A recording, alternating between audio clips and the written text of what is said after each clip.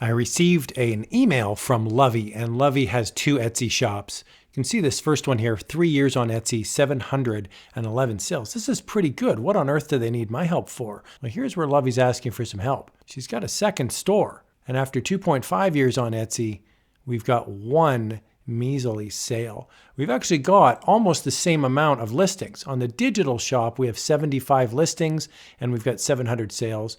On the print-on-demand shop, we have 66 items listed and only 1 sale. What's the difference? This is a tale of 2 shops in this video. We have a successful digital download store and we have a struggling print-on-demand store. I'm going to help with some advice on the print-on-demand store in this video. Let's jump in. All right, so the first thing that I'd recommend is to compare your 2 shops. Even though one is digital downloads and the other is print-on-demand, there are some similarities that you can do in your stores to help with sales. So the first thing that I'd like to point out is on your digital download store, I can see right away the thumbnails are similar, right? This one here, 3-color bundle, your daily schedule. So I immediately, as a consumer, I look at this and I think, oh, okay, this is like a schedule store. Down below, I can see there's business card templates. Okay, they also sell business card templates.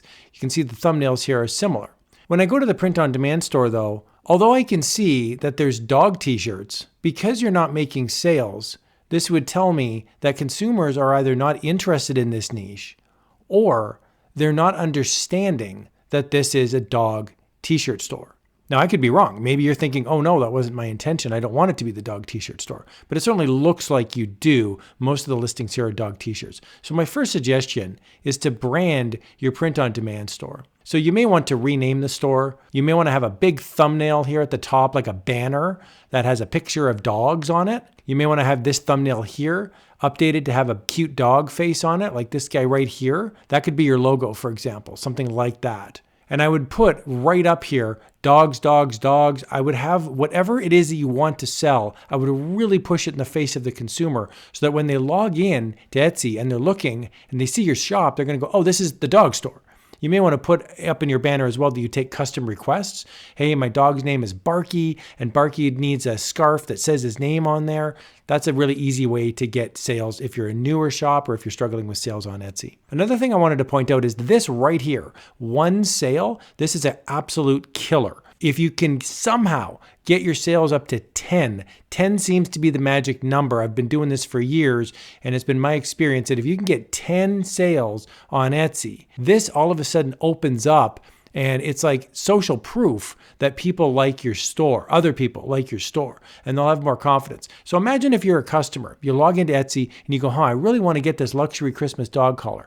Okay, well, it's $67, which is pretty expensive. Oh, they've only got 1 sale. They're probably not a legitimate shop. They're probably somebody that they're going to be difficult to deal with. So as a consumer, I'm scared of this 1 sale. But if I see 100 sales or 1,000 sales, all of a sudden, the sales start coming in because people go, oh, it's a legitimate shop. You will want to talk to a friend or a family member and have them buy a t-shirt or 2 or 3 through Etsy, have it shipped to their house, not your house, have them pay for it, not you pay for it. You can always reimburse them later if you want.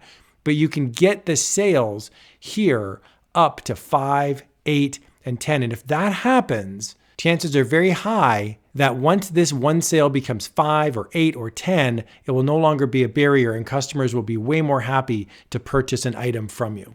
Now, typically the number 1 reason that you have low sales on Etsy for any shop is niche research. So here I've got Everbee open. This is my niche research tool. And I've gone into the shop analyzer. In this case, I'm going to analyze your shop. So I'm going to click on the shop name.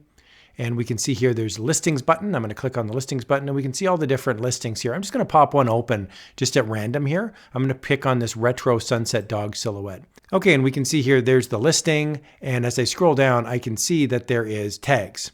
And I'm going to open up the tags feature. This is going to give me keyword scores. You've actually got some decent keyword scores here. There's a 40, there's a 40, and then there's a whole bunch of 10s and a whole bunch of zeros. This typically means that you're in a very highly competitive niche. Check this one out, dog lover gift. There's 819,000 listings on Etsy. Animal rescue, 35,000 listings. Dog shirt, 450,000 listings. So these are very low keyword scores, and chances are people are not finding this through search. There's other shops that have keyword scores in the hundreds. So it could be 200, 300, 5,000, very, very high keyword scores. So what I would recommend is that on Etsy, you look for niches that are dog related, but perhaps have completely different keywords. Here, for example, I've gone into the keyword research tool and I've typed in autism dog. Gets me back a keyword score of about 170. And down below, there's related keywords. Here we've got autism awareness dog, autism support dog. Now, the search volume is low, but the competition is really, really low. So chances are that anybody searching for these search terms, they're going to see, or at least have a high probability of seeing, your designs. Autism dog, for example, there's only 200 searches, but there's only 1,200 competition. So chances are you can get something in this niche. Here's another one. This is emotional support dog. The search volume is only 100, but the keyword score is pretty robust at 50. But look it down below.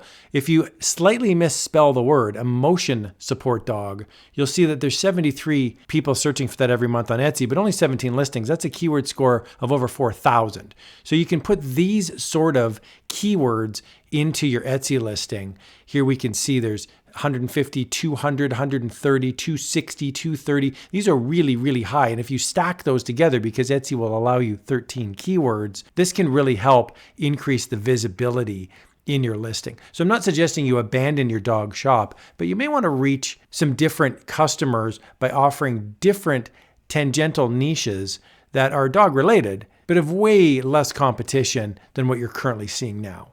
I personally use Everbee all the time. I'll put a link to Everbee in the video description below. Just a heads up, it is an affiliate link. That just means if you purchase the Everbee subscription, I would receive a small commission. I highly recommend them. I've been using them for a couple years now, and they've really helped me make some sales, not just on Etsy, but across the print-on-demand board, Redbubble, TeePublic, Merch by Amazon. It's a great tool. One of the things that's frustrating when you're selling on Etsy, especially if you're based in the US, is that you could be competing with items from other countries. So for example, China. And these t-shirts, to me, I'm in Canada, so I see them in Canadian prices. These are pretty reasonably priced, but I have seen t-shirts even at $45 or even $50, and people are making sales with those high price points. So a common struggle that Etsy sellers have is, how do I compete with lower priced shirts? And you have two big positives here in your store. One is you're based in the United States, and so I would really play that up. Throw a big American flag here at the top, say proudly produced in the United States. Even if you're using a print-on-demand supplier, you are a shop based in the US, so you're not lying to the public.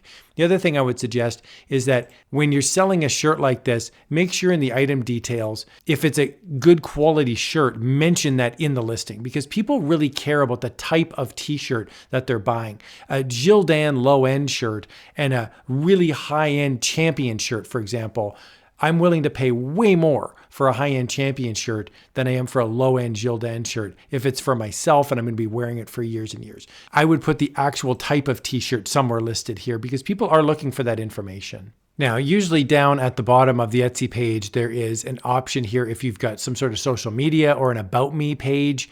Over here at the top, when I click on About, I'm just going to see there's nothing really here. I would recommend that you put a bio in here.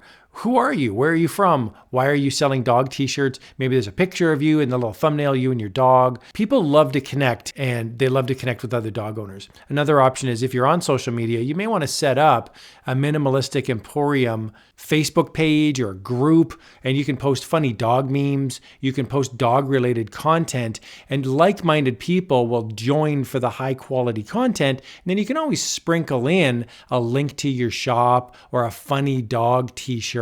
People really like to connect with shop owners, and I've had success with this over the years, mostly in the comic book world. But when I'm selling comic book related items, people connect over similar things, and then they actually want to support your store. It's not charity, but they like you. They want to buy something from your shop because they feel connected to you. They're almost like a fan of your work. So if you're into social media, if you want to spend time on that, I would suggest a Facebook page or an Instagram page. And then don't just list your listings. I don't want you to just spam people with your listings.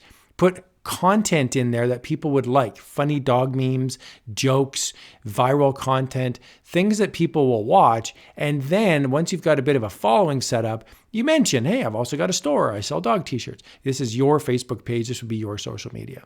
I really hope you found this walkthrough helpful. The number one thing that you're doing right in your digital shop is that you've branded this store as a digital download store, and you're selling things that people actually want.